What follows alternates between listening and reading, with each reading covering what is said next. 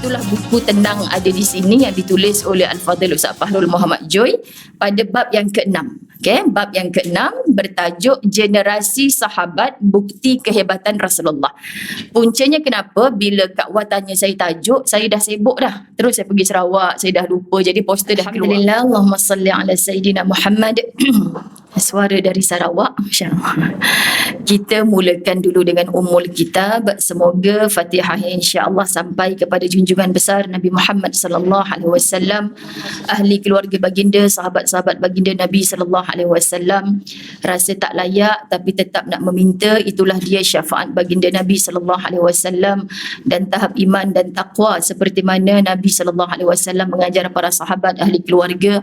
Mudah-mudahan kita dihimpunkan bersama-sama dengan mereka satu hari nanti insya-Allah. Kedua, kepada seluruh ahli keluarga, sahabat handai, jiran tetangga yang dulunya bersama-sama dengan kita hari ini telah tiada, dan kita pasti menyusuli mereka bila kita menghadiahkan doa, kita membacakan Fatihah kepada mereka, kita gambarkan suatu hari nanti orang pula akan bacakan pada kita. Jadi jangan pernah berkira, insya-Allah ramai kita cantum ukhuwah fillah di atas dunia ini. Setelah tiadanya kita di atas dunia ini akan ramai, akan banyak kita menerima doa daripada saudara-saudara se-Islam kita insya-Allah. Al-Fatihah. أعوذ بالله من الشيطان الرجيم بسم الله الرحمن الرحيم الحمد لله رب العالمين الرحمن الرحيم مالك يوم الدين إياك نعبد وإياك نستعين اهدنا الصراط المستقيم صراط الذين أنعمت عليهم غير المغضوب عليهم ولا الضالين آمين. Bismillahirrahmanirrahim. Alhamdulillahirabbil alamin wassalatu wassalamu ala asyrafil anbiya'i wal mursalin wa ala alihi wa ashabihi ajma'in. Rabbi shrah li sadri wa yassir li amri wahlul 'uqdatam min lisani yafqahu qawli. Rabbi yassir wa la tu'assir ya karim. Rabbi zidni ilma warzuqni fahma. Assalamualaikum warahmatullahi wabarakatuh. Apa khabar semua? Alhamdulillah. Syukur setinggi-tingginya pada Allah Subhanahu wa taala mengizinkan untuk kita bertemu dalam Raudatul Jannah, taman-taman syurga Allah Subhanahu wa taala di atas muka buminya. Kita dapat duduk di dalam dewan yang begini indah, tahniah khususnya muslimat Masjid Al-Falah Subang. Okay. Hari ini saya sedikit lambat. Alhamdulillah, cantik aturan Allah Subhanahu wa taala. Nampak macam tak lewat 9.28 sampai, tapi jadi lewat sebab nampak 5 biji kereta terlibat dengan aksiden tadi tengah jalan. Semoga Allah bagi kebaikan insya-Allah. Maksudnya dipermudahkan urusan mereka yang memenuhkan jalan tadi. Jangan tanya saya lah jalan mana, boleh tanya Jajah. Aku ikut Waze tadi sesak. Lepas tu bila sampai sini saya terkejut. Apa lalu ST Rosham semua kan, lalu kedai-kedai tu. Lepas tu terus ke pintu belakang. Barulah saya tahu masjid ni ada pintu belakang. Kenapa tak parking je? Tak boleh Ustazah, kena pergi depan juga. Okay, padahal dah berkali-kali dah datang sini. Jadi tetap nak ikut Waze juga. Begitulah. Jadi sangat terasa bila Kak Wah kata simpan semua handphone. Simpan semua handphone. Itu pesanan guru kita sangat baik untuk disampaikan kepada kita. Tapi saya juga terkesan sebab baru ni saya ada pengalaman masuk ke penjara wanita Kajang. Kemudian dah ready dah ayat Quran mana nak ambil, hadis mana nak baca. Sekali undang-undang dia tak boleh bawa handphone. Kan? Memang tahu dah undang-undang tu, tapi tak sangka lah penceramah kena sekali. Ingat penceramah hebat sangat boleh bawa, sebab insya-Allah janji pada diri takkan ambil lah apa-apa gambar daripada sini, tahu dah undang-undang dia. Tapi ingatkan sebab nota kita semua ada dalam handphone ni, jadi memang Ustazah tak boleh bawa. Bagi saya duduk sekejap, saya nak ambil mana yang penting dalam handphone saya ni. Kan muslimat dirahmati Allah, sebab begitulah kita. Jadi Ustazah pun mengeluarkan buku catatan, mencatat sedikit apa yang perlu. Terasa macam kaku dah moto-moto dekat tangan ni. Makna nak ceritanya, Masya Allah, itulah kita zaman ini kan muslimat dirahmati Allah. Semoga insya Allah, bahkan saya sendiri selalu memberi nasihat Kalau nak baca Quran ketika kita iktikaf di masjid dan sebagainya, ambillah Quran dekat rak-rak masjid tu, sebab kebanyakannya itu adalah Quran-Quran wakaf. Kita baca, orang yang mewakafkan juga dapat pahala. Mereka wakaf tapi kita tak baca gunakan Quran tu, maka kesianlah para pewakaf. Kita nak masuk syurga, kita pastikan diri kita ke syurga, dan jangan lupa pastikan seluruh insan kesayangan kita, saudara-saudara Islam kita juga masuk syurga. Siapa yang mewakafkan Quran-Quran tu adalah saudara-saudara Islam kita. So bila kita baca, mereka dapat pahala. Tapi kalau kita masuk dalam masjid, kita baca handphone kita tadi, kan bukannya salah. Cuma macam tadi itulah, mujahadahnya sangat tinggi. Nampak benda bulat hijau tu, baca WhatsApp lah sekejap. Nampak huruf F biru tu, tengok Facebook lah sekejap. Itulah kita kena berperang dengan begitu dahsyat. Jadi rupanya baca Quran setengah muka, tiba-tiba Bilal, Qomat, sebagainya dah nak start solat, kita simpan. Maka walau setengah muka yang kita baca, kita pahala, orang yang mewakafkan juga pahala. Itu memang saya kempen di mana-mana, sangat menggalakkan baca Quran yang ada di rak-rak Quran di masjid surau. Hatta di Masjid An-Nabawi, Masjidil Haram, bila saya bawa jemaah yang baca Quran pakai handphone tu, saya tegur. Kan baca Quran yang dekat rak tu. Sebab itulah antara cabaran kita hari ni. Jadi ustazah, kalau Quran ni memang bukan saya lah untuk baca Quran dekat handphone, kecuali memang terdesak sangat, dah tak ada langsung, kita nak juga baca, tak ada langsung. Tapi kalau nota, saya sendiri mengakui, muslimat dirahmati Allah, sekarang ni handphone lah semua. Jadi mudah-mudahan Allah kuatkan jiwa kita ni untuk berperang dengan yang simbol-simbol tadi itulah. Kan akhirnya kita lupa kita dalam majlis ilmu. Terima kasih Kak Wah menyampaikan pesanan guru-guru kita. Baik muslimat dirahmati Allah, lewat malam tadi saya baru masuk daripada Sarawak. Kita dah share ke ni ke je? Sebab kita share ke UN, sebab sahabat-sahabat kita nak follow kuliah ni. Muslimin muslimat dirahmati Allah, hari ni saya macam bersemangat nak datang setelah 4 hari tak ada kuliah di belah KL ni lah. Saya berada di Sarawak daripada hari Isnin, Selasa, Rabu, Khamis. Kuliah terakhir di sana, pagi semalam kuliah duha. Jadi Alhamdulillah balik ni, saya dalam kereta tadi sebut dengan Jaja, Ustazah 4 hari kat Sarawak lupa nak share dengan mereka. Daripada saya sekolah dulu, saya dah faham perkataan agi hidup agi ngelaban. Itu rupa-rupanya bahasa orang Sarawak. Jadi maknanya sahabat dirahmati Allah, daripada zaman sekolah, apa benda ni? Cikgu saya cakap kalau orang Sarawak ni macam kita hari ni, nilai mujahadah tu lah sangat tinggi. Selagi kita hidup ni, kita teruskan perjuangan kita. Jadi mood pagi ni saya buka buku yang saya suka sangat baca, jadikan rujukan juga dalam ceramah. Itulah buku Tenang ada di sini yang ditulis oleh Al-Fadhil Ustaz Fahrul Muhammad Joy pada bab yang ke-6. Bab yang ke-6 bertajuk Generasi Sahabat Bukti Kehebatan Rasulullah. Puncanya kenapa bila Kak Wah tanya saya tajuk, saya dah sibuk dah. Terus saya pergi Sarawak, saya dah lupa, jadi poster dah keluar. Saya tanya Jajah, hari ni Al-Falah ada bagi tajuk tak? Macam tak ada je Ustazah. Jadi tajuknya suka hati Ustazah lah.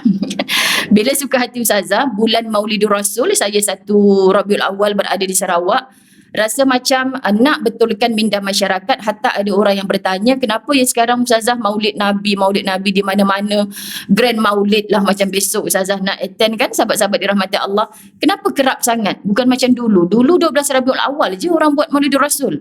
Jadi saya kata, apa ada dalam minda orang ni? Dia tanya soalan macam ni. Maknanya kita nak mengenang kelahiran baginda Nabi SAW itu dengan perbanyakkan salawat, dengan kita sebut di hati kita apa lagi yang kita belum tahu, belum buat tentang sunnah Nabi SAW. Sebab tu setiap kali kita mendambakan syafaat Nabi SAW, Ustazah Zai sendiri selalu dalam hati sebut, layak ke aku ni ya Allah, layak ke? Sebab syurga yang kita minta, kebersamaan dengan Rasulullah di dalam syurga adalah benda yang didambakan oleh para sahabat radhiyallahu anhum. Tapi perjuangan hidup kita tak menyamai para sahabat Nabi SAW. Jauh muslimin muslimat dirahmati Allah, sangat jauh. So bila bulan Maulidur Rasul yang sepatutnya kita ingat bulan kelahiran Nabi SAW, kita macam suasana jiwa kita waktu bulan Ramadan, kita kata kenapa ya aku rajin pergi masjid, benda sunat tu tarawih tu aku rajin pula pergi masjid. Bila subuh, zuhur, asar, maghrib, isyak ni aku tak berapa kisahlah pula di luar Ramadan. Kenapa ya Ramadan aku mesti khatamkan Quran 30 juzuk, bahkan berlumba-lumba ni. Kenapa di luar Ramadan tidak? Kenapa ya dalam Ramadan kita sedar ni mulut kena zip daripada mengumpat, tahan segala perkara-perkara yang Allah tak redha pada kita di dalam Ramadan. Tapi di mana Tuhan aku di luar Ramadan? Maka kita selalu tanya kepada diri kita, bila kita sebut kita cinta Nabi Muhammad sallallahu alaihi wasallam, adakah cintanya kita kepada Nabi sallallahu alaihi wasallam tu sama macam caranya para sahabat mencintai Nabi? Jadi kita kata, saya Ustazah sejak duk amal pegang tasbih digital ni, selawat 10,000 kali memang tak tinggallah sehari. Saya kata, wow, hebatnya dia ni, subhanallah. Adakah itu tanda cinta kita kepada Nabi sallallahu alaihi wasallam? Tahniah, saya mungkin tak mampu seperti akak, tapi teruskan. Cuma bagaimana rasa kita kepada Nabi sallallahu alaihi wasallam? Bila kita sebut kita rindu Nabi sallallahu alaihi wasallam, kan kita sesama manusia pun, kak rindunya saya dengan akak, kan? Apa tanda kita rindu pada dia? Kita lafaz, kita sebut selalu namanya, masya-Allah.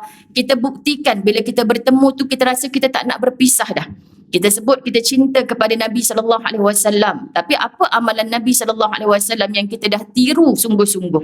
Jadi muslimat, hari ini dalam majlis ilmu mana-mana pun terasa disindir, terasa macam dilempang-lempang. Ustaz tu bagi ceramah selalu istilah-istilah macam tu, bukan untuk kita lempangkan orang lain balik. Kan, tu kawan saya yang belakang rumah tu lah Ustazah, perangai memang macam tu.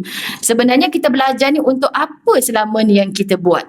Jadi bulan Nabi SAW dilahirkan, saya pun terkesan dalam satu-satunya bab di buku ini yang menyebutkan kalimah Rasulullah SAW. Dan benarlah, siapa nak teruskan perjuangan baginda Nabi SAW tanpa sahabat radhiyallahu anhum? Maka siapa kita hidup di atas muka bumi Allah ni kalau nak menafikan sahabat Nabi sallallahu alaihi wasallam adalah golongan yang dicintai oleh Nabi sallallahu alaihi wasallam. Selalu sebut begini. Jadi kadang-kadang kalau kita sedikit tergelincir, tersilap memilih kelompok, ada di sana yang memilih-milih antara Abu Bakar dan Umar siapa yang hebat, antara Umar dengan Osman siapa yang patut kita follow sungguh-sungguh, antara Osman dan Saidina Ali siapa orang yang paling kita nak teladani. Ni ada. Sedangkan siapa kita nak memilih-milih, keempat mereka termasuk para sahabat yang dijamin syurga oleh Allah Subhanahu Wa Taala adalah orang yang rapat dengan Nabi sallallahu alaihi wasallam. Kalau Allah mengiktiraf mereka sebagai radhiyallahu anhum, Allah redha kepada mereka, siapa kita untuk tidak redha kepada para sahabat Nabi? Aku nak ikut Abu Bakar je, aku tak nak ikut Saidina Ali. Aku nak ikut Osman je, aku tak nak ikut Saidina Umar. Ini silap, sebab ada kelompok-kelompok yang demikian. Jadi kalau Ustazah betul ke Saidina Umar ni sekian-sekian, maka kita tak boleh follow dia? Jawapan kita, Allahu a'lam. Allah yang maha mengetahui. Yang saya tahu, Allah sebut mereka ini adalah orang-orang yang diredai oleh Allah.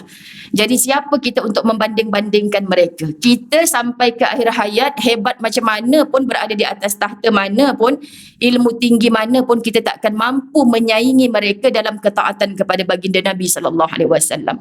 Faham ya? Jadi ini ketegasan sebagai orang beriman yang mengaku cinta dan rindu kepada Nabi sallallahu alaihi wasallam, supaya apa? Islam ini sentiasa terbela.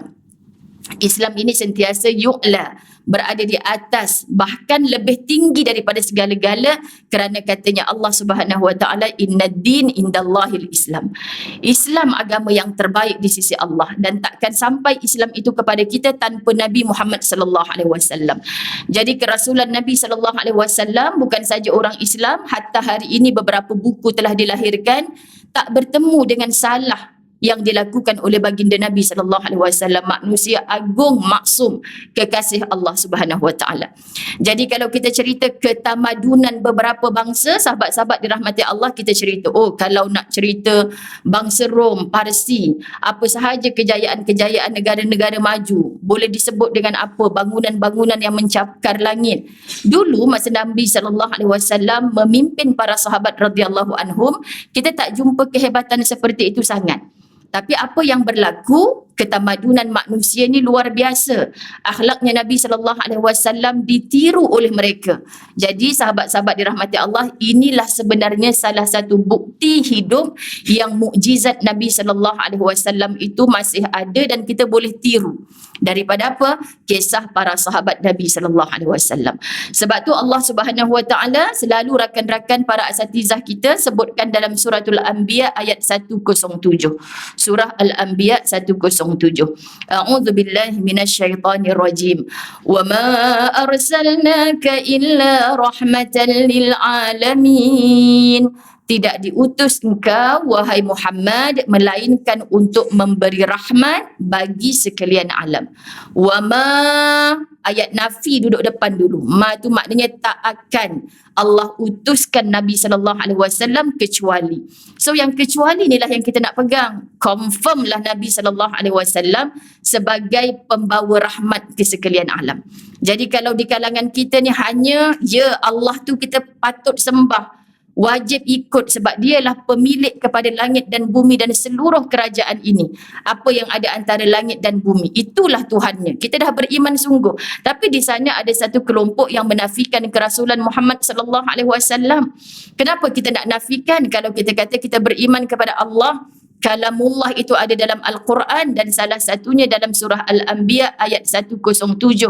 Allah yang bersumpah dengan ayat ini tak akan Allah utuskan Nabi SAW kecuali untuk memberi rahmat ke seluruh alam.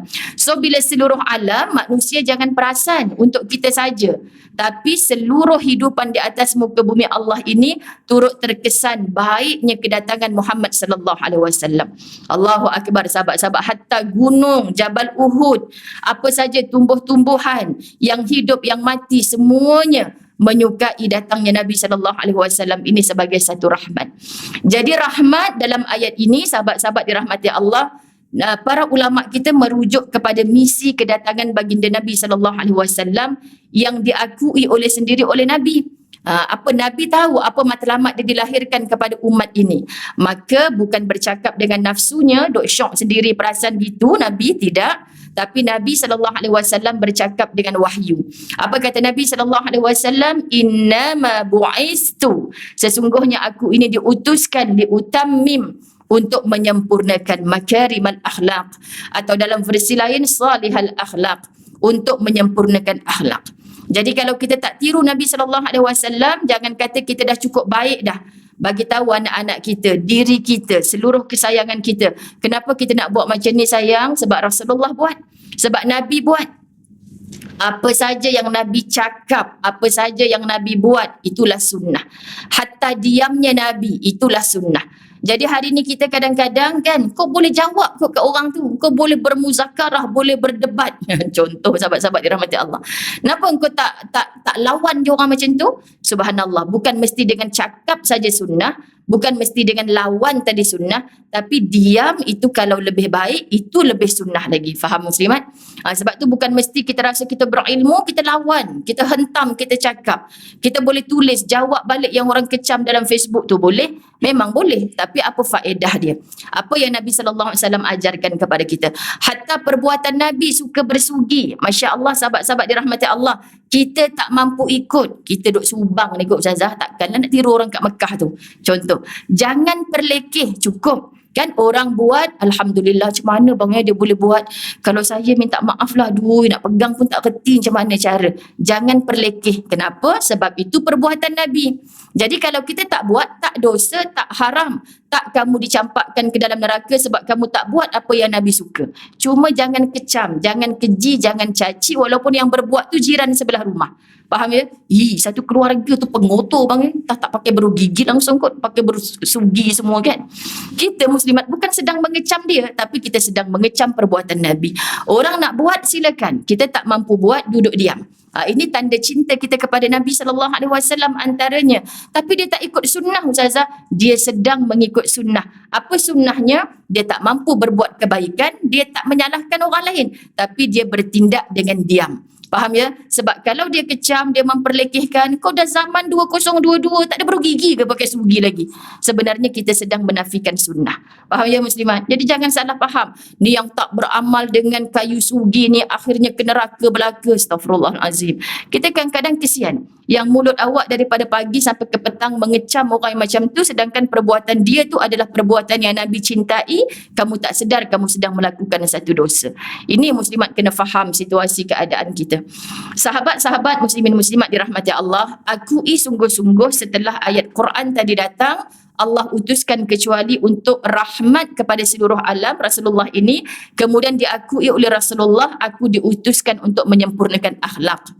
Sebab orang yang paling tepat, sejarah dunia membuktikan tak ada siapa boleh menafikan kerasulan Nabi. Dan cerita-cerita Nabi yang kita kata aku makan tangan kanan, duk pakai kayu sugi, duk apa sebelum tidur, masuk tandas, keluar tandas, semua ni sunnah Nabi kita ikut dah. Tapi Masya Allah berapa banyak kita yang sentiasa nak ikut Nabi, sikapnya adalah menyatukan, bukan mencerai-beraikan. Hari ini kalau kita hidup dengan perasaan kita rajin hadir majlis ilmu, semua orang yang tak nampak di majlis ilmu bukan saudara kita, tak mau geng dengan dia. Berhati-hati. Kita balik kampung yang tak pakai tudung, yang tak sempurna solat, tak payah tegur, jangan bercakap dengan dia. Inikah cara Nabi? Tak. Orang sakiti kita, orang buat jahat pada kita, muslimat dirahmati Allah, kita balas semula. Itukah cara Nabi? Tak. Yang paling besar sunnah Nabi SAW, kita masih beralasan dan tak mampu tiru, kita tak buat pun. Apakah itu? Orang buat jahat pada kita, kita masih nak balas dengan kebaikan. Kenapa duk buat lagu tu? Bodoh sangat ke kita ni? Minta maaf sebut? Tak. Sebab Rasul tak pernah bodoh, diutuskan oleh Allah Subhanahu Wa Taala, walaupun ceritanya dia tak pandai membaca menulis pada asalnya. Tapi hikmah Al-Quranul Karim, sistem talaqi, dibaca, diikut, Masya Allah, tabarakallah, dia boleh menyampaikan Quran 30 juzuk tanpa apa silap pun. Ditiru oleh para sahabat radhiyallahu anhum, turun kepada kita. Jadi kalau kata Ustazah Lidah, saya dah kerah nak belajar mengaji, dah 18 orang guru dah cik belajar tapi tak pandai-pandai, biasa dah cik, dah sendiri-sendiri cakap, lidah keras nak belajar mengaji, cukupkan 19, jangan putus asa. InsyaAllah guru 19 tu akan bagi cik dengan izin Allah pandai, sebab tak berputus asa. Mati kita dengan guru ke-19, baru Iqra 3. Usaha kita yang dah bertahun-tahun tu tak fasih lagi, Allah angkat roh kita macam orang yang pandai baca Quran. Sebab Allah nak tengok usahanya. Allah bukan nak tengok orang putus asa. Saya rasa ustaz yang ngajar rumah saya tu lulus SPM sekolah agama je nak ngajar saya, buat apa? Dah memang ngacik tu nak belajar dari Iqra 1, eloklah guru lulus SPM. Takkan nak panggil guru PhD pula bagi dia mengajar kat universiti lah. Dia kadang-kadang soalan kemain lagi, sahabat dirahmati Allah. Sebab ustazah dulu bermula dengan mengajar rumah ke rumah daripada universiti lagi. Isterinya daripada tak pandai membaca, anak-anaknya daripada tak pandai membaca, alhamdulillah boleh baca Quran elok, dah boleh jadi imam kan. Suami dia datang, ustazah dulu PhD dekat mana? Kau main lagi soalan kan. Kita pun cakap lah nak ngajar Iqra 1 je tuan kan. Iqra 1 sepatutnya bukan saya yang datang, tuan kena mengajar. Senyap tak boleh. Muslimat dirahmati Allah. Sebab nak ngaji Iqra 1 lain dah kalau memang isteri ni qari'ah Malaysia kan. Saya tak layak mengajar sebab saya bukan qari'ah. Jadi mudahnya begitu. So kita di kalangan kawan-kawan kalau ada yang mengajar, aku ni yang mengadu aku ni guru dah ke-18 dah tak pandai-pandai lagi Quran. Kau sekarang tengah baca Quran muka surat berapa? Tak, Iqra 4 je belah setakat Iqra 4. Kau datang rumah aku tiap pukul 10 pagi, aku ajar kau mengaji. Offer lah muslimat dirahmati Allah. Kita nak ke kawan kita terkapai-kapai macam orang yang sedang dalam kelemasan. Kadang-kadang kita jumpa dalam mana-mana majlis, dia buka kertas kajang ni, YASIN, Yasin wal Quranil. Hei, pasal apa pula buka kertasnya? Aku tak pandai baca Quran, tapi aku nak join majlis-majlis macam ni. Saya nampak dengan mata saya sendiri dulu punca yang saya geram rasa nak mengajar orang pandai mengaji ni muslimat. Bukan nak tunjuk pandai. Ya Allah, kesiannya dah nak mati dah ni kalau umur macam ni masih lagi baca dalam tulisan Rumi. Kalau tak pandai baca Quran, ini yang solat kita akhirnya saya jumpa ni dalam smart solat orang dewasa. Masya Allah sahabat-sahabat, usalli fardhu zuhri arba rakatin ada anil. Kenapa sekali lagi cik? Arba rakatin. Kenapa baca macam tu? Oh, rupanya menghafal dalam tulisan Rumi. ARBAARAKAA rakatin. La ilaha illallah Muhammadur Rasulullah. Sebab tu bila kita belajar Quran, tujuannya untuk memperbaiki solat kita. Bukan nak mentertawakan dia. Kan bukan pakat nak berlumba siapa suara paling sedap. Sebab tu Buya Hamka menulis, sahabat-sahabat dirahmati Allah, saya kata sangat terkesan berapa ramai orang yang sibuk Al-Quran ini dijadikan daripada kerongkongan dinaikkan ke atas semata-mata. Nak sedapkan suara, nak dipuji oleh orang. Tapi daripada kerongkongan, halqum ke bawah, tak dinikmati. Maksud apa yang ada di bawah kerongkongan adalah hati. Kalau baca Quran hatinya tidak makin bersih, tidak makin suci menyembah Allah, mengagungkan Allah dan mengikut Rasulullah, itu bukan pencinta Al-Quran. Faham ya muslimat dirahmati Allah? Jadi kita, ya Allah, terasanya aku nak baca tajwid untuk menyedapkan bacaan itu bagus, tapi jangan yang berada di bawah kerongkongan, yakni hati ni tak makin bersih dengan kita membaca Al-Quran. Jadi ini yang kita nak pelajari daripada apa yang dibawa oleh baginda Nabi sallallahu alaihi wasallam. Hanya Islam mampu melahirkan manusia yang berakhlak baik. Hanya Islam. Kenapa sangat confident para ulama kita, sahabat-sahabat dirahmati Allah? Ustazah, saya ada jiran acong tu baik je. Saya pun pernah jumpa seorang uncle masa saya jaga mak saya stroke dekat GH. Subhanallah, 5 bulan duduk hospital, berapa minggu masa tu. Saya kagum dengan seorang uncle di tepi saya ni. Masya Allah, tabarakallah, mak. Bagusnya lah uncle sebelah ni kan. Ward perempuan mana boleh orang lelaki jaga. Nanti petang-petang semua yang dah kalau Cina tua ni, kalau amoy muda kan, nyonya-nyonya apa nak panggil, asuh datang petang ni. Jadi saya kata tu siapa? Tu semua adik-beradik saya, tapi perempuan susah malam-malam nak tidur dekat hospital. Jadi biar saya yang jaga mami saya.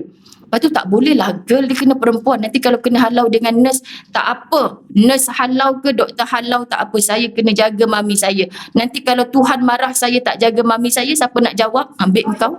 Ustazah katakan, Tuhan, takutnya aku terasa. Maknanya kalau Tuhan marah saya tak jaga mami saya, tak apa, nanti nurse marah ke doktor marah, saya jawab. Itu adik-beradik saya yang perempuan sudah tua, susah. Sebab mak dia masa tu umur 90 lebih, dekat 100 tahun. Dia pun dah umur 60 lebih. Jadi maknanya kakak-kakak dia tu lebih tua daripada dia. Tapi setiap petang datang tengok mak dia. Jadi kita ni, Allah Tuhan, bagusnya walaupun dia bukan Islam. Jadi Ustazah bila jaga mak tolong doa ya. Asuh dengan uncle sebelah ni masuk Islam, bersyahadah. Kau ni pandai dah tua-tua macam tu nak Islam apa ke benda mak saya. Jadi saya kata doa mak, doa orang sakit ni tidak berhijab. Doa orang sakit ni Allah sedang gugurkan dosa, insya-Allah makbul. Manalah tahu asuh tu nak mati nanti dia mengakui Tuhan, aku adalah Allah.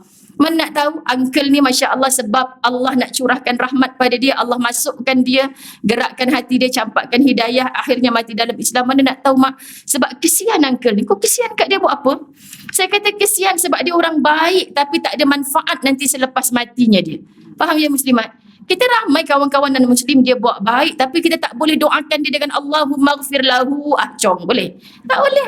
Sebab apa? Sebab walaupun dia baik dulu, dia tak layak menerima doa orang beriman, doa orang Islam. Jadi kesian. Okay, saya berkawan lately ni, sahabat setelah saya berada di Bumi Johor dengan jaringan harmoni kan, muslimat dirahmati Allah, belajar daripada keluarga-keluarga baru masuk Islam, hatta dah lama sampai boleh jadi pendakwah. Saya cuma minta satu dengan Allah Ustazah, jangan sampai mak saya mati dalam keadaan tak Islam. Sebab saya dah Islam lama, saya nak mendoakan mak saya, nak mendoakan bapak saya. Aku faham perasaan dia ni ya Allah. Sebab dia pun dapat ilmu dah. Bila mana mereka mati terpisah, terhijab, tak ada doa dah untuk mereka. Sebab apa? Doa yang diangkat oleh Allah daripada orang-orang Islam adalah untuk orang yang juga bersyahadah kepada Allah. Jadi kita hari ni kalau mereka belum Islam, doakan ya Allah supaya mati dalam hidayah.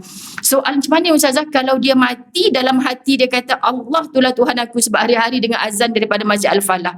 Contoh, tiba-tiba belum siap kad keislaman dia, tak diklaim mana pun, dia dikebumikan dekat jarak Cina juga. Faham tak muslimat dirahmati Allah? Kalau Allah berkehendak, para malaikat rahmat nak bagi, dia tetap mati dalam rahmat Allah. Ini hak Allah, kerja Allah. Kita pula yang komplain, mana Aci duk kapiak lama berpuluh tahun, tiba-tiba mati dalam Islam. Syurga ke Ustazah kalau macam tu?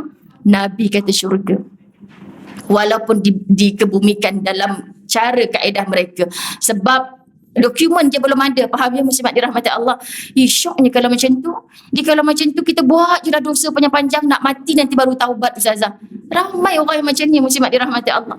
Tahu ke kita bila tarikh kita nak mati? Semua ni kerja Allah. Sebab tu kita nak buat ya Allah Tuhan. Nabi SAW diutuskan untuk menyempurnakan akhlak. Takkan ada mana-mana agama dan tamadun yang boleh menandingi keunggulan Islam dalam hal-hal seperti ini. Kerana apa? Kita sangat-sangat yakin hanya Islam yang mampu memanusiakan manusia. Hanya Islam yang mampu memanusiakan manusia. Saya suka kalimah ni, Masya Allah. Sebab saya pun selalu sebut, kalau orang tanya, Ustazah tak apa ke duduk dalam berdua? Ustaz selalu pergi Mekah tiap-tiap bulan tinggal Ustazah. Tak rindu ke Ustazah? Tak rasa jauh ke? Sebab kita pergi berjuang macam ni, kita buat apa yang Islam suka. Bila buat apa yang Islam suka, jujur saya nak kata macam ni je lah cik, ramai benda yang tanya, tak kisah ke Ustazah? Jawapannya bila balik daripada bawa jemaah tu rasa macam Masya Allah, akhlaknya baru. Maksudnya sabarnya lebih tinggi, nampak lebih macam manusia. Oh, kalau Ustaz tak pergi Mekah dia macam tak manusia sangat. Maknanya sahabat-sahabat dirahmati Allah, tempat kelahiran Nabi SAW. Bayangkan setiap bulan tu bercerita, berpijak di tempat Nabi SAW. Kita bukan orang baik. So carilah apa kerja saja yang boleh memaksa kita untuk jadi baik. Dan kenapa kalau ikutkan sekarang ni kerja umrah, open ni saya cerita, kita pun nak tarik handbrake tak larat nak buat dah, sahabat-sahabat dirahmati Allah. Terlalu banyak yang memenatkan sebenarnya dalam birokrasi selepas COVID ni lah. Tapi kenapa masih buat? Kalau fikir duit, banyak lagi kerja lain yang boleh mendatangkan duit, sejujurnya. Tapi kerana belajar menguruskan mereka ni menjadikan kita lebih manusia lagi. Sabarnya, subhanallah, sahabat-sahabat dirahmati Allah, menyantuni. Ya Allah, kalau aku tak buat kerja macam ni, bolehkah aku menyantuni yang tua, yang muda, yang uzur, yang sakit? Tapi mereka punya matlamat sama, nak mencari redanya Allah Subhanahu Wa Taala. Ini satu perjuangan, subhanallah sahabat. Kita duduk dalam kelompok ratusan ribu manusia, kalau haji jutaan manusia. Kita dipaksa oleh Allah bertemu dengan pelbagai lapis masyarakat. Sebab tu orang rasa kalau pergi sana sekali macam ketagih nak pergi berkali-kali. Sebab kalau kita kata, akak duduk kat mana? Oh, saya duduk dekat golongan elit tu. Saya tahu tak semua rumah-rumah kayangan kat sana? Oh, saya tak tahu, tak pernah sampai. Kan dia tak pernah pergi tempat orang lain, duduk jiran gitu je lah. Kat mana kita nak jumpa? Mekah, Madinah jawapannya. Kita jumpa, ya Allah, bertawaf dengan tangan saja. Allah sampaikan juga, kita jumpa. Subhanallah. Kita jumpa orang yang miskin, tak berduit, tapi Allah pilih untuk sampai ke sana. Ini semua akhlak Nabi SAW. Macam mana Nabi tu sepatutnya berhak untuk kaya, memilih untuk kaya, tetapi tidak menjadi pilihan hidupnya. Bukan menafikan orang kaya, sebab Abu Bakar sahabat karibnya juga kaya, tetapi memilih cara hidup miskin. Kerana apa? Dia nak mengajar hatinya untuk tunduk bersyukur kepada Allah Subhanahu Wa Taala. Subhanallah sahabat-sahabat. Dan dia selalu menyebut-nyebut para sahabatnya yang dijamin syurga kerana kekayaannya. Hatta 10 yang dijamin syurga, 9 daripadanya adalah orang-orang kaya. Luar biasa Nabi SAW bagi contoh kepada kita. Tapi kita meniru-niru idola yang lain. Hari ni muslimat dirahmati Allah, alah dia tu tak sembahyang, elok je kaya raya, tak ada pun kena panah peti ke apa. Kita muslimat dirahmati Allah, nanti bila dah nak mati barulah kita bertaubat. Kesian orang yang faham macam ni. Contoh yang didatangkan kepada kita yang disebut dalam Quran, tapi kita tak nak ikut. Contoh selepas Rasul yang didatangkan yang Allah sebut sebagai radhiyallahu anhum, tapi kita memilih contoh-contoh yang lain. Ini silap. Hasil lahirlah generasi Al-Quran yang unik, yang istilahnya digunakan oleh ahli sejarah, yakni para sahabat yang begitu tinggi akhlaknya kepada Allah dan sesama manusia. Daripada tarbiyah Muhammad sallallahu alaihi wasallam lahirlah generasi sahabat yang paling sabar, yang paling qanaah, yang paling syukur, pemurah, pemaaf, berani, redha dan tawakal dalam sejarah kehidupan manusia sepanjang zaman. Allahu Akbar. Di kalangan orang kaya pun ada sahabat Nabi, di kalangan orang miskin pun ada sahabat Nabi, di kalangan orang OKU pun ada sahabat Nabi, tapi semua Nabi muliakan. Subhanallah. Kerana apa? Kerana akhlak. Kesan daripada itu lahirlah orang kaya yang syukur. Dalam perjalanan saya ulang baca balik tadi ni, Masya Allah, betul dah ni. Ya Allah. Lepas tu sahabat saya jajak, kenapa Ustazah? Ustazah okey ke? Okey. Lepas tu ya Allah, sebab baca ni lah muslimat. Baca Allahu Akbar, kita rasa kerdil, subhanallah. Kita rasa tak layak syurga Allah Subhanahu Wa Taala untuk kita. Kalau kita mengagungkan apa sangat yang kita buat selama hidup ni. Apa sangat. Oh, dewan ni siap Ustazah. Memang orang boleh bagi RM1, RM10, tapi duit saja 10,000 hari tu.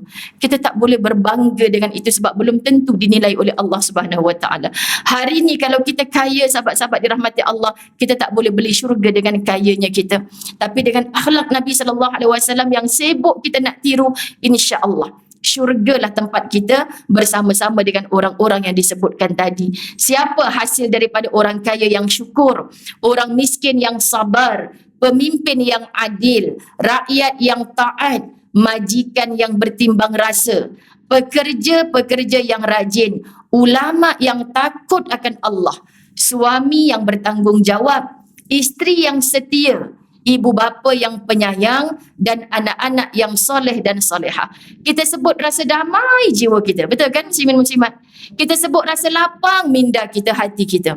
Dengan individu-individu mukmin seperti itu, terbenalah keluarga bahagia. Kita sibuk nak bina negara Islam, perjuangan Islam, tapi dalam rumah balik isteri pun menyampah. Takkan boleh sahabat-sahabat dirahmati Allah. Anak bila nampak bapa balik, dengar bunyi kereta, anak pakat daripada duduk depan TV, pakat masuk dalam bilik, menyampah bapa balik. Bikinnya tak serupa cakap. Faham? So jangan sebut tentang perjuangan Islam yang besar kalau dalam rumah kamu gagal menjadi pemimpin yang baik. Begitu juga ibu-ibu. Pernah seorang wanita hebat jumpa saya. Saya nak bawa anak dara saya jumpa Ustazah, degil. Saya dah siapkan satu banglo, on the way nak siap ni Ustazah. Saya dah cakap kat dia, kalau dengar cakap mak, banglo tu awak punya. Masya Allah. Hanya disuruh kahwin dengan seorang Al-Hafiz. Al-Hafiz sungguh, anaknya Al-Hapus. Kan muslimat dirahmati Allah. Anaknya tu doktor, disuruh kahwin muslimat dirahmati Allah. Budak ni tak nak dah ada boyfriend. So bawa anak ni jumpa Ustazah. Subhanallah. Ustazah pun kata budak ni yang dia pandang selama hidup lebih 20 tahun adalah maknya. Kenapa bila nak menerima nasihat, dia bawa jumpa Ustazah, dia pun menyampah, siapa orang tak lalat ni mak? Siapa? Mak dia suruh Ustazah nasihat. Sebenarnya ketika itu yang paling berhak menasihat adalah ibunya, dengan kasih sayang, dengan minta dengan Allah. Saya terkejut, budak ni pun terkejut. Las-las muslimat, ustaz ada dekat atas. Las-las Masya Allah kan, Allahu Akbar. Bertempik, bergaduh dua beranak ni dekat bawah. Sebab mak kata saya boleh bercakap depan 3,000 orang depan saya Ustazah, semua tunduk ikut apa yang saya cakap. Kenapa anak saya 3 orang, seorang pun tak nak dengar cakap saya? Jadi kita nak kata macam mana sahabat-sahabat dirahmati Allah? Kan kalau aku jadi anak dia pun aku tak nak ikut mak macam ni. Sekian dimaklumkan. Jadi sahabat-sahabat dirahmati Allah, sebab apa kita kata 3,000 orang boleh dengar cakap kita, 3 orang tak dengar cakap kita, sebenarnya kita belum berjaya lagi. Sebab tu jangan pernah sedih kalau kita rasa macam gagal di dunia. Kamu tak pernah gagal sebelum dinerakakan oleh Allah. Semoga bukan kita yang bakal menjadi ahli neraka tu. Terus bangkit, perbaiki, semoga kita beroleh kejayaan di sisi Allah. Dan yang berjaya boleh kontrol berapa ribu orang staf bawahan dia.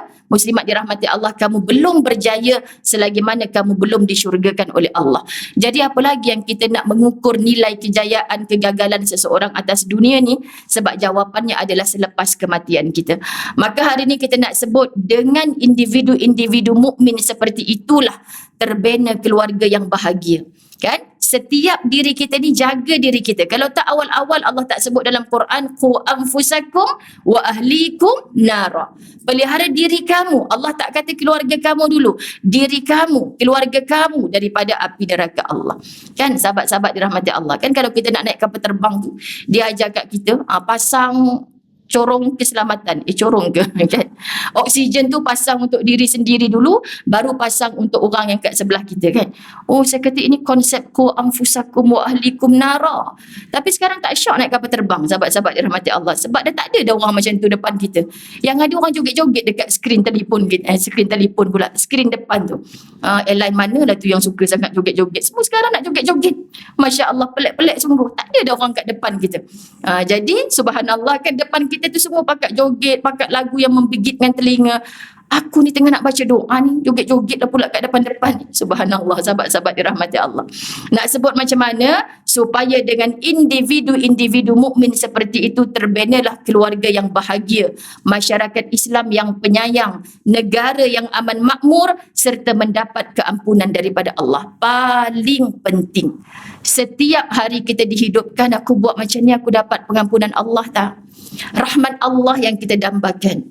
Apa yang kita minta? Ya Allah, kalau tidak kita tak diajar doa Rabbana zalamna anfusana wa illam taghfir lana wa tarhamna wa illam taghfir lana. Kalau engkau tak ampun akan aku ya Allah, wa illam taghfir lana wa tarhamna, dan kalau engkau tak rahmat akan kami ya Allah, maka termasuklah kami di kalangan orang-orang yang zalim.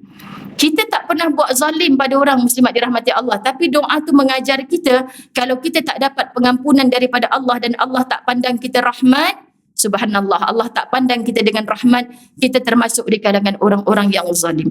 Ini doa yang diulang baca oleh Nabi Adam alaihissalam saat Allah kata jangan dekat pada pokok ni, sikit saja. Adam sangat tegar, kuat sebagai seorang lelaki, tapi berhati-hati dalam rumah tangga. Suaminya dah okey, jangan buat, Allah dan Rasul tak suka. Tapi kadang-kadang iblis gunakan melalui pasangan hidup isterinya, melalui anak-anaknya, dan akhirnya satu keluarga kecundang daripada track Quran dan Sunnah. Faham ya muslimat dirahmati Allah? Begitu silaknatullah iblis yang merupakan musuh kita yang paling utama, dia nak bagi kita tergelincir. Adam sedar kesalahan dia ni. Salah aku ni, Allah dah habaq awal dah, jangan buat lagu ni, aku yang buat. Maka itulah doa dia dalam pencarian taubat kepada Allah. So dalam TV Al-Hijrah baru ni saya sebut muslimat dirahmati Allah. Kerana apa? Kerana kita meminta dengan Allah tapi masih ada ego. Meminta apa? Aku minta ampun dengan kau ya Allah. Tapi jauh di dasar hati kadang-kadang bukan salah aku sebenarnya ya Allah. Kita tak mengakui salah kita. Kita dah langgar perintah Allah. Nabi Adam sekali saja melanggar perintah Allah, terus bertaubat dan beristighfar tanpa henti, dan tak pernah kata Allah zalim, keluarkan aku, tanggalkan seluruh pakaian syurgaku dan menghantarkan aku ke dunia. Tak pernah mengatakan Allah zalim, tapi sentiasa mengatakan aku yang zalim pada diri aku. Jadi jawapan, mana-mana kita yang konon bertaubat tapi masih ada ego, tak mengakui kesalahan sendiri, sahabat-sahabat dirahmati Allah, ini belum taubat. Sebab Nabi Adam alaihissalam dikeluarkan daripada syurga hanya bukan salah Hawa yang memujuk aku, bukan salah iblis ni yang duk bisik kejahatan ke aku, bukan salah Allah yang keluarkan aku daripada syurga, tapi aku dah zalim pada diri aku sendiri ya Allah. Lalu akhirnya Adam dijemput semula dengan kemuliaan masuk ke dalam syurga. Kita zuriat keturunan Adam, sepatutnya kita kembali ke syurga seperti mana tempat asal ibu dan ayah kita. Tapi ramai nantinya na'udzubillah min zalik dihumban ke dalam neraka, punca utamanya kerana tak mengakui kita zalim pada diri kita sendiri. Sebab Allah dah tetapkan mana jalan syurga, kita tak mau ikut. Mana jalan ke neraka, Allah dah kata halang dirimu, selamatkan dirimu, tapi kamu berseronok-seronok melalui jalan itu. Ini kan kezaliman yang kita buat. Ini kan ego kita sebagai seorang manusia kepada Tuhannya. Allah dah bagi dah laluan-laluan syurga mana, neraka mana, tapi sebab kita tak mampu mengekang kecintaan nafsu kita kepada dunia, kita tunduk kepada dia. Sepatutnya iman di atas setelah kita berhari-hari berkali-kali menuntut ilmu. Maka kalau masih meletakkan nafsu di atas, apa gunanya kita berada di dalam majlis-majlis ilmu kalau iman masih terkebawah, yang berada di atas masih nafsu. Faham ya muslimin muslimat dirahmati Allah? Pada waktu itulah, saya bersemangat sangat Ustazah cakap ni, sebab bercakap pada diri sendiri. Faham ya muslimat dirahmati Allah? Bercakap pada diri sendiri. Saya kagum muslimin muslimat dirahmati Allah bertemu dengan sahabat-sahabat ukhuwah fillah di Sarawak. Kan sebab kami bercakap sama kami ni, sebab ada rakan-rakan guru yang pencen. Dulu Ustazah tahun 1972 saya dicampak ke bumi Sarawak ni bersama 300 orang warga Johor. Kenapa kena campak kat sini? Sebab guru pendidikan Islam. Oh, tu bukan nama campak, tu bagus tu, kerja dakwah kan. Iyalah, tapi dah kahwin dengan orang sini dah. Ramai rupanya orang Semenanjung kat Sarawak tu, Masya Allah, tabarakallah. Akhirnya berkahwin dengan orang sana. Termasuklah sahabat saya, kawan sekolah. Bila saya pergi Sarawak, memang dia akan sambut saya. Cuma kemarin dia kata, wah kau sekarang dah tak cari aku ramai sahabat-sahabat khidmat kat Sarawak. Tapi bila kawan lama, kena cari juga, muslimat dirahmati Allah. Betul. Okey, cakap kat dia. Kau jumpa aku dekat airport. Kau kan bisnes kek lapis Sarawak sekarang, kau buat packing kecil-kecil macam ni, lepas tu kau beli kuih celorot. Tu saya cakap. Sekejap telan air liur dulu. Macam tu kan. Sebab muslimat dirahmati Allah, bila kita sebut celorot tu, kan dengan kuih tu saya duk teringat tradisi Sarawak lah yang saya bawa 40 orang ni. Ada ramai yang tak pernah sampai Sarawak lagi. So kawan saya ni datang, packing seorang-seorang, bagi dekat kawan-kawan saya atas bas. Saya memang macam tu, bila saya makan apa-apa, saya teringat anak-anak murid saya kan. Dia rasa ke tidak ni sampai Sarawak. Kalau aku tak order kat kau, takut nanti mokcik-mokcik masjid tak bagi celorot ni, kau bagi anak murid aku atas bas tu dulu. Bagi seorang satu. Besoknya muslimat dirahmati Allah, dia bagi tahu, Zai, mak mentua aku ni, sebab dia hijrah terus ke Sarawak, kahwin dengan orang Sarawak. Lepas tu dia jaga mak mentua sekali duduk satu rumah. Lepas tu mak mertua dia tiba-tiba kena stroke masa hari kedua kami kat sana. Tolong doa Zaid, mulut dah sengit, dah tak boleh bercakap semua. Lepas tu kami ni duk order kuih lapis dia ni, mesti dia sibuk nak buat lagi kan. Semalam petang dilaporkan meninggal dunia.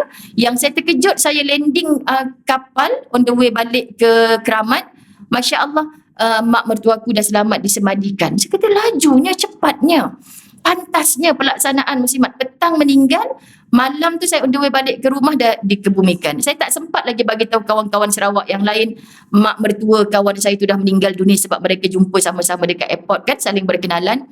Jadi Masya Allah, begitu saja muslimat dirahmati Allah. Dan komen daripada kebanyakan mereka, Sarawak dulu tak macam tu, minta maaf sebut, dari segi agama dan menyantuni agama Allah Islam.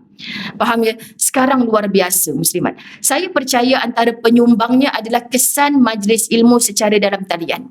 Kerana apa? Dalam tempoh 2 tahun ni, yang tak pernah pergi masjid hadir majlis ilmu, masing-masing orang tag, orang share link.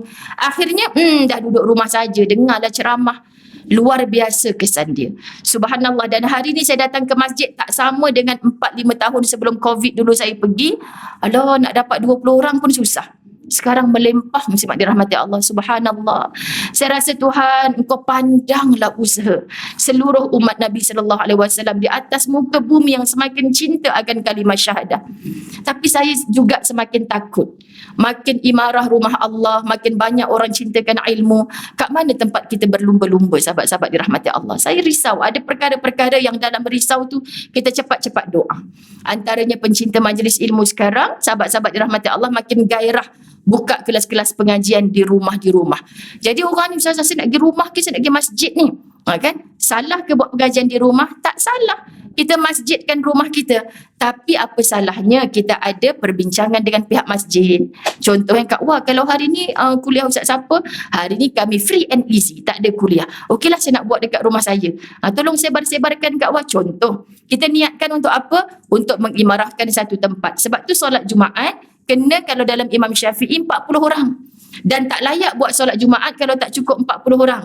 Dan bila saya ziarah ke beberapa tempat lah di Indonesia muslimat sebelum PKP dulu, jadi saya pelik kalau orang tolong ya Ustazah disebarkan kepada jamaahnya. Ini kami perlu, cantik dah dia punya masjid, style sampai dekat atas. Muslimat dirahmati Allah, masjid kata apa, aku tak ada style macam ni kan. Maknanya saya kata jamaah macam mana? Ya, jamaahnya tak berapa ramai kerana situ masjid. Jadi muslimat, kan lebih baik bagi saya ketika itu pergi ke ponpes, pondok pesantren, untuk imarahkan pengajian ilmu. Keluar nanti mereka sebagai pendakwah. Apa lagi yang tak cukup di pondok ini, di pesantren ini.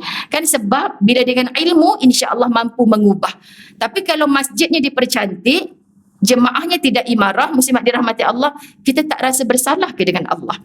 Jadi maknanya seusai daripada PKP, satu budaya dekat Malaysia ni antara yang saya sebut, di rumah-rumah pun dah dibuat pengajian. Ini bagus, sihat. Tetapi jangan sampai kurang kehadiran ke masjid. Kita sepatutnya muslimat dirahmati Allah kena seimbang. Kenapa Acik buat kat rumah? Yalah Ustazah, dulu Acik tu memang ketua muslimat kat masjid. Tapi sekarang dia buat macam mana? Muslimat dirahmati Allah dah stroke, kakinya dah tak kuat. Jadi maknanya dia nak buat sekali-sekala. Baguslah dia rujuk pada akak. Jadi kita bawa jemaah masjid ke rumah dia sekali-sekala. Tak salah ya muslimat dirahmati Allah. Saya minta maaf kalau ada yang rasa perkara ni tak betul. Tapi maksudnya kesian soft solat di masjid semakin pendek. Kesian di masjid lepas PKP kehadiran semakin kurang. Sedangkan makna masjid tempat sujud. Rumah Allah tempat berhimpun. Datang ke masjid orang tak tanya hang datang pakai kereta apa, baju hang mahal ke murah, semuanya kita sedang tundukkan hati kita kepada Allah.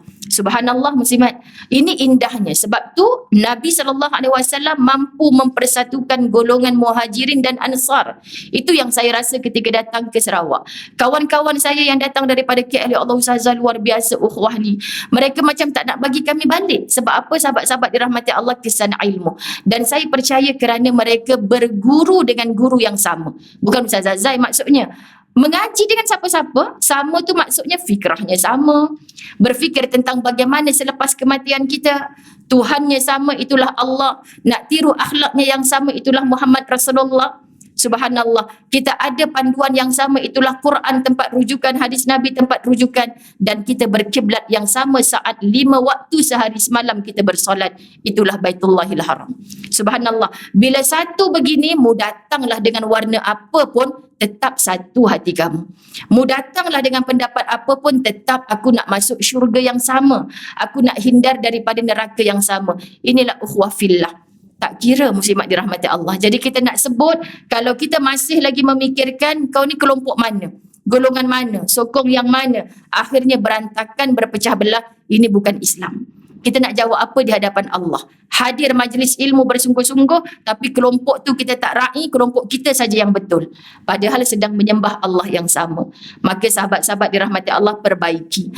Pada waktu itulah Islam telah mencapai kemuncak dan zaman emas. Yang mana tadi kita jumpa orang kaya, sahabat-sahabat orang miskin, semua boleh bersatu hati, hidup aman damai. Semua pihak mengutamakan orang lain berbanding diri sendiri. Subhanallah. Orang sibuk hidup mengutamakan orang lain berbanding diri sendiri. Ini akhlak. Banyak di kalangan kita bila dah faham ilmu, Masya Allah, penyantun-penyantun kami semalam, muslimat dirahmati Allah, rasanya dia apa tak sempat makan. Kami risau, tak dapat awak makan. Tak apa Ustazah, kami kan tuan rumah. Ini antara walaupun kecil lah nak banding dengan perjuangan sahabat Nabi. Tapi akhlak begini, AJK masjid yang terlibat dengan program-program besar. Tanya kat awak kan. Kan kau jangan nak makan dulu. Kita bertugas ni. Contoh kan muslimat dia ajar orang. Akhirnya subhanallah sahabat-sahabat dirahmati Allah. Kita mengutamakan orang sepatutnya. Bukan kita yang mengambil kesempatan. Itu tempat kita. Subhanallah. Sebab kita kan yang jaga majlis ni. Sepatutnya saya ingat lagi saya buat latahzan di Al-Falah ni kan. Subhanallah.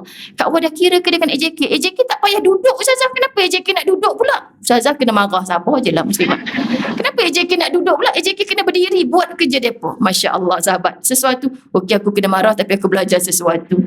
Mereka sentiasa mencari-cari peluang untuk membahagiakan orang lain. Ya Rab. Bahagiakan orang lain ni luar biasa. Saya bila sebut ni memang nak menangis. Sebab apa muslimat dirahmati Allah? Hari ini jemaah saya 18 orang tajaan umrah. Fakir miskin, warga emas. Mereka dapat sampai bertawaf umrah 3 kali. Bang, wheelchair saja 10 orang ni. Dapat umrah 3 kali. Semua degil yang degil. Kenapa degil? Abang dah kata 1 kali pun cukup, pakcik tak larat. Ustaz, saya datang sini ni sebab duit orang. Sehari RM1. Saya betah bila lagi nak datang. Lain dah Ustaz selalu datang. Tak larat pun saya heret kaki saya pergi bertawaf. Semua 3 kali minimum. Bahkan ada yang ikut Ustaz ke Tanaim. Masya Allah untuk buat umrah ke-4 ke-5. Sahabat-sahabat dirahmati Allah kerana apa? Kerana mereka sangat menghargai. Kerana mereka sangat bersyukur dengan rezeki Allah. Saya jadi insaf. Ya Allah, aku kalau pergi berapa kali aku buat? Ya Allah, berapa kali aku duduk lama iktikaf di masjid? Tapi orang macam ni sebab kita bahagiakan mereka. Mereka sangat bahagia. Tolonglah selit doa ketika kita memberi bahagia pada orang lain. Aku ni banyak dosa ya Allah. Tolong kelak engkau bahagiakan aku di sana. Walau mungkin bukan di sini. Saya cerita dalam grup penyumbang-penyumbang tabung umrah amanah saham akhirat. Tengoklah pakcik ni, kan sahabat-sahabat dirahmati Allah. Saya tak dapat bayangkan bahagianya mereka nanti turun pukul 12.30 hari ni di KLIA. Masya Allah, mudah-mudahan umrah mabrur belaka. Sebab yang telah 5 ke 7 tahun kami buat ni, family yang kematian, keluarga yang pernah ke Baitullah. Ustazah ingat tak mak saya ni berkat daripada jemaah Ustazah punya usaha dapat pergi buat umrah hari tu. Semalam mak saya dah kembali ke rahmatullah. Agaknya kalau tak sampai mati mak saya tak dapat buat umrah Ustazah. So kita rasa ya Allah aku pun dah lupa dah benda tu. Mak dia mana satu tak ingat, dah ramai sangat sahabat-sahabat dirahmati Allah. Tapi sampai agaknya cara anak ni bercakap hari-hari, Masya Allah. Ada kemarin di Kedah seorang pakcik ni meninggal. Orang yang bagi tahu saya adalah orang masjid. Ustazah tahu tak? Pakcik ni setiap kali jumpa kami kat masjid tak pernah tak sebut nama Ustaz Azwan.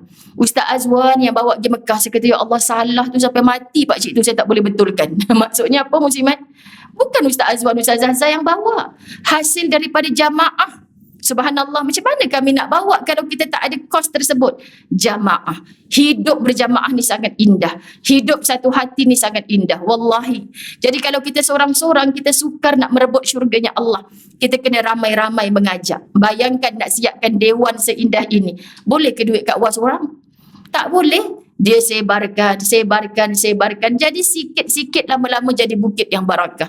Saya nak bawa rehlah, saya kata tolong sebar kepada grup family yang terdekat, saudara mara. Jangan viral kat Facebook pula kan, pitam Ustazah nak kira duit. Bagi tahu apa Ustazah? Bagi tahu kita akan rehlah, kuliah saja ada 9, madrasah saja berapa kita nak buat, contoh. So setiap tempat tu kita sebarkan. Itu maksud konsep rehlah ibadah ziarah. Jadi alhamdulillah 9 tempat menerima. Total muslimat dirahmati Allah hanya sikit-sikit lama-lama jadi bukit. RM13,000 kita dapat kumpul. Subhanallah, hanya sikit-sikit. Yelah Ustazah, tapi dengan barakah jamaah. Sebab tu kena jamaah. Islam ni sahabat-sahabat dirahmati Allah, kita tak mungkin. Orang kaya macam mana boleh ke dalam tempoh 5-6 tahun ni bawa orang 300 orang ke Baitullah percuma. Susah kaya macam mana pun. Dan nak bawa tiap-tiap bulan tak boleh. Jadi saya nampak benda ni melalui apa yang saya buat dengan izin Allah Subhanahu Wa Taala. Hanya sikit-sikit. Bukan mesti dia Ustazah saya buatlah dalam kelompok kejiranan kita. Subhanallah. Semua ni sebab nak latih diri kita tiap hari mengingat ummah. Tiap hari. Saya wujudkan close group muslimat dalam Facebook demi ummah kerana Allah. Untuk bincang tentang apa, kita hidup ni bukan seorang-seorang. Buka je mata apa yang aku boleh jadi manfaat pada ummah hari ni. Inilah yang Nabi terapkan kepada para sahabat. Kata kitab ini, bayangkan. Ketika sebuah keluarga menghadiahkan kepala kambing, yakni makanan yang disukai kepada jirannya, jirannya pula menghadiahkan kepala kambing itu kepada jiran sebelahnya, hingga akhirnya kepala kambing itu kembali kepada keluarga yang mula-mula menghadiahkannya. Ini berlaku pada zaman Nabi SAW. Kejiranan Al-Falah tak mustahil, sahabat-sahabat petang seorang, siapa saya kenal Kak Wah lah kan, senang nak sebut. Kak Wah buat mi kari. Lepas tu bang pergi hantar rumah sebelah. Kan, rumah sebelah, ya Allah, sama pula jiran kita ni buat mi kari sama bang. Kan, abang hantar mi kari yang dia bagi ni kat rumah sebelah. Rumah sebelah katalah, anak aku baru bawa balik mi kari. Pergi hantar rumah sebelah. Lastnya mi kari tu sampai rumah Kak Wah. Macam mi kari aku je ni. Kan. Dia ingatkan orang sebelah hantar. Mustahil orang sebelah nak hantar, kecil hati Kak Wah. Rupanya orang dah berapa 20 rumah. Faham tak muslimat? Sebab itu antara yang saya bagi, mudah nak bagi sahabat-sahabat ni faham. Contoh, kadang-kadang orang usik saya dalam live, cantiknya tudung Ustazah. Nak ke tudung ni anak murid bagi? Nak Ustazah. Tapi tak siapa-siapa yang cakap tu. So saya pergi Sarawak, saya bawa 10 tudung yang saya dah pernah pakai sekali, 2 kali kan sahabat. Daripada padat je almari kita tu. Dia tanya kita nanti, kau tak pakai aku dah 40 hari. Dia tanya. Mohon terasa ya sahabat-sahabat dirahmati Allah. Banyak berbenau dalam almari kita tu, semuanya akan ditanya. Jadi bila dah terlampau banyak, kita takkan tambah almari. Memang tidak. Ini perjanjian saya dan suami. Macam mana besar pun kita, macam mana membesar pun kita, almari baju kita takkan bertambah. So bila dah padat, bajunya yang dikeluarkan, bukan almari baru dimasukkan. Tolong faham, okay, sahabat-sahabat dirahmati Allah. Jadi keluarkan 10 helai tudung, bawa ke Sarawak. Jadi saya kata siapa yang kena, macam-macam cara lah kita buat game, dapatlah satu tudung ni. Jadi saya terus cakap, mesti kakak ni tak pesen pakai tudung macam ni. Tak suka tak apa, bagi je kat orang tu bagi. Dalam hati silap di bulan tudung ni sampai balik ke aku sekejap lagi kan. Muslimat dirahmati Allah. Sebab apa? Sebab saling menghadiah. Ini sebenarnya yang Nabi SAW ajar. So Kak Wah yang terima balik mi kari tadi tak sepatutnya kecil hati. Sepatutnya, ya Allah bang, kejiranan kita ni ikut sungguh dah apa yang Nabi ajar. Ustazah saya kecil hati ke kalau orang yang terima tudung Ustazah semalam tu, dia pergi bagi ke orang lain. Ustazah, tudung Ustazah, akak dapat ke semalam? Tak, orang tu bagi, Alhamdulillah. Daripada dia buang tong sampah, baik dia hadiahkan ke orang lain. Tapi orang Melayu ni banyak kecil hati. Kita bagi kat dia, bagi ke orang Ustazah. Kan? Allah ya Karim, sahabat dirahmati Allah. Silap. Sedangkan kita seronok kawan kita tu bersedekah pula pada orang lain. Dia dapat pahala, kita pun dapat pahala. Menjadikan dia asbab bersedekah kerana rezeki yang kita kongsi dengan dia. Boleh tak lapangkan dada macam tu? Wahai orang-orang Melayu sekalian. Tiba kata, saya bukan Melayu Ustazah. Mereka yang sanggup kelaparan demi mengenyangkan tetamunya. Sanggup kelaparan demi mengenyangkan tetamunya. Asatizah kita bercerita, Masya Allah sahabat sanggup tutup lampu. Sebab apa? Nak bagi tahu aku makan juga ni. Hang makanlah sebab nak raikan tetamu. Kita hari ni lampu rumah kita memang terang benderang. Muslimat dirahmati Allah. Tak ada alasan dah buat macam tu. Tapi bagaimana akhlak Nabi SAW dalam memuliakan tetamu. Dan sepanjang kehidupannya tak ada yang menceritakan Nabi makan seorang-seorang. Setiap kali nak makan, Aisyah dah makan ke belum? Jiran kita dah makan ke belum? Terus sendawa nak cakap. Dia nak cakap, muslimat dirahmati Allah, ketika aku sendawa, ada tak jiran aku yang kelaparan? Masya Allah, tabarakallah, akhlak mereka yang sanggup berkorban harta, bahkan isteri yang disayangi untuk saudaranya, seperti sahabat Ansar yang berkorban untuk sahabat Muhajirin. Ini kisah hijrah Muhajirin dengan Ansar disatukan. Jangan pula sekarang ni, ya Allah, subhanallah, jiran saya tak ada isteri, Ustazah, baik saya bagi isteri saya dekat dia, kesian. Tak ada dah kehidupan macam ni. Benda lain banyak nak bagi, banyak nak hadiah, kita buat. Bukankah kehidupan Muhajirin dan Ansar sampai begitu? Ni kita tak habis mengaji, sahabat-sahabat dirahmati Allah, kesian. Maka mereka lah, yakni para sahabat inilah produk perjuangan Rasulullah sallallahu alaihi wasallam yang paling berharga. Siapa sahabat? Sebab tu jangan pernah tidak mengiyakan kehidupan para sahabat. Saya baca satu sahaja, sahabat-sahabat dirahmati Allah, antara contoh hadis Nabi sallallahu alaihi wasallam. La tasubbu ashabi falau anna ahadakum anfaqa mithla Uhud. Uhud kita dah nampak dah berapa panjangnya Jabal Uhud. Zahaban ma balagha mudda ahadihim wala nasifah. Jangan kamu mencerca para sahabatku. Siapa yang cakap? Nabi. Jadi siapa kita? Ustazah, Umar tu jahat kan? Saidina Ali tu terlebih lembut pula kan? Tak ada siapa yang berhak. Sebab Nabi kata, jangan kamu mencerca para sahabatku. Sesungguhnya jika ada dalam kalangan kamu membelanjakan emas sebesar bukit Uhud sekalipun, tidak mencapai nilai secupak makanan atau setengahnya yang dibelanjakan oleh mereka. Ini mulianya para sahabat. Ada dalam satu kisah sahabat-sahabat Rasulullah, sahabat datang lambat ni, mai duduk tang depan ni. Contoh kan. Mesti ada yang kecil hati, aku datang awal, kena pindah duduk belakang pula. Sahabat dia pula kena duduk depan. Nabi bukan mengutamakan nafsu dia, tapi Nabi kata orang tu terlibat dalam peperangan Badar. Allah yang muliakan mereka, kenapa aku tidak memuliakan mereka? Jadi kita kadang-kadang tak faham, sahabat-sahabat dirahmati Allah. Kenapa ya Ustazah dia jadi macam ni? Sebelum kita bercakap, jangan komplain dulu. Jangan ikut nafsu dulu. Ni mesti ada sebab. Kita tak tahu. Mungkin yang dia panggil ni, kalau tak ada dia, tak terbina lah Dewan Fatimah Az-Zahra ni. Contoh muslimat dirahmati Allah. Sebab aku tak tahu. Macam saya ke Sarawak baru ni sebagai penutup lah, muslimat dirahmati Allah, tak perlu kita bersangka-sangka, tapi saya nak cerita macam ni saja. Ada seorang hamba Allah yang saya jumpa ketika ziarah madrasah. Dia kata apa? Ustazah, saya nak cerita satu je kat Ustazah. Madrasah dekat, sebab dia nampak saya macam gairah nak kongsi madrasah mana lagi yang kita boleh sebar-sebarkan untuk kita bantu. Contohnya kebanyakan madrasah, sahabat-sahabat saya yang terlibat pun ada banyak masalah murid tak mampu nak bayar yuran.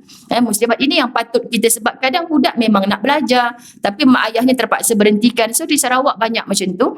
Jadi kami ada masalah lepas pandemik.